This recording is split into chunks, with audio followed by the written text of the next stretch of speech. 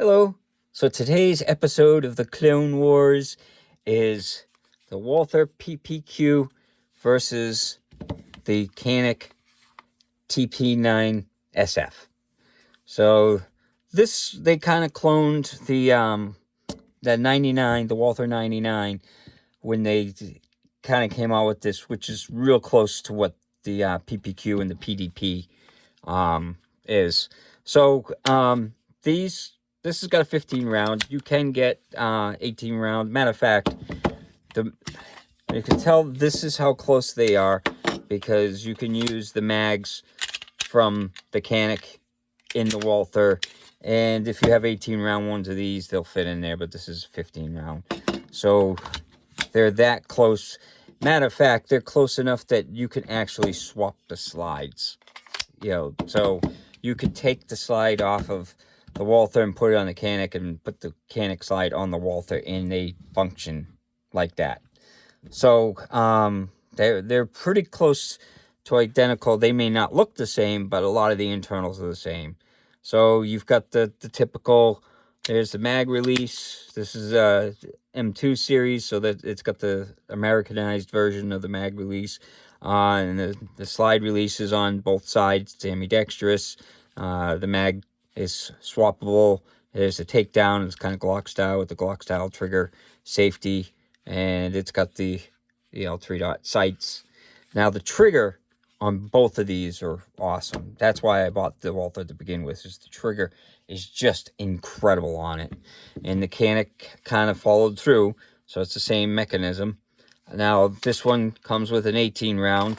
Now they've got newer versions that are elite that kind of have varied a little bit, so they're not swappable, the slides, but they've definitely got like 15 round versions and stuff like that. The mag release is right there. It's swappable, but it's not ambidextrous right now. You only got the slide release is only on one side. There's the takedown, just like a Glock, and same with the Glock trigger thing. And the sights are 3-dot with a line, which I kind of like the little line there because it's it kind of tells me that this is the rare sight. When you're looking at it quick, when you kind of go down and you look at it and you see it just a dot. That's why I don't like the dots, but it's got a line, so I know to put the dot right on the line. So I kind of like the sights a little bit better, but they both got kind of the same pick rail. They're really close, other than the looks of the slide is a little bit different. This has got front serrations. This one doesn't. The serrations are okay on it. I like the looks of the Walther. It definitely looks more refined than the Canik. The grip texture and just ergonomics on the Walther is phenomenal. I have not found a better fitting gun for me than the Walthers. So I like that. Caniks, they're kind of generic. They're really kind of boxy, kind of like a Glock would be. You got different back straps on both of them. You can swap them out to make them bigger or smaller. But, yeah, the ergonomics isn't as nice on the Canik. I'm surprised they didn't copy that when they copied the Walther. But, so let's take them out to the range and see how they shoot. Hello, and so on today's episode of the Clone Wars, we're going to look at the Walther PPQ, and the clone is the Canik TP9SF. This is basically a clone of the Walther. They're, the parts are interchangeable and stuff on some of this. So, and we're going to be firing reloads at 10 yards off the rest.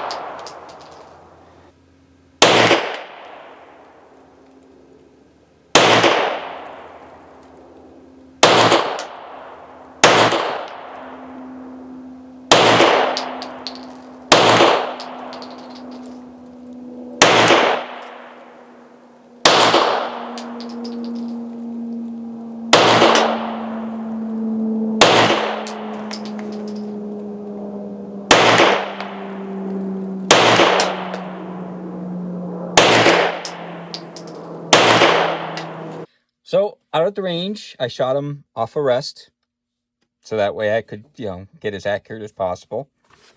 Now, the off the rest, the Canik actually did better. So with the Walther, it had a pretty big spread. I had a couple flyers, so that kicks it out to about 6 inches. If I didn't have the flyers, it would be, about 3.5 inches, which isn't bad. And those could be just me. So I was firing the reloads and stuff, but this group is pretty good. So this one, you're looking at about 3.25 there, and about 3 inches there. So that's a pretty good grouping for the Canik. The Canik's got another like 1/2 inch long barrel, but still, this is at 10 yards off a rest, so they should have been closer. Like I said, I might have just pulled on those two because it's on a rest, but I'm still pulling the trigger, and if I jerk the trigger or whatever, it happens. But yeah, so they're both pretty good, nice guns. Now the price difference, this being a clone, you buy a clone usually because they're cheaper, and the price difference is quite a bit.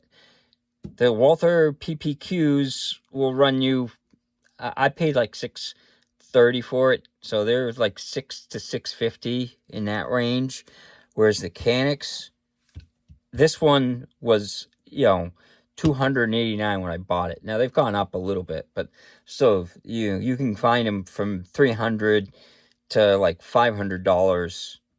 You can even find the competition ones for like $800 or $900, and those are all decked out for full competition. So where if you get a Walther like that, you talk of $1,500 to $2,000. So it's definitely a nice clone for the money. And like I said, the slides, you can literally, and I did a video on that where you could swap the slides and the guns still function and they fire and they work. So they're that close to a clone, they just look different. So I hope you enjoyed the video, and I hope you have a good day.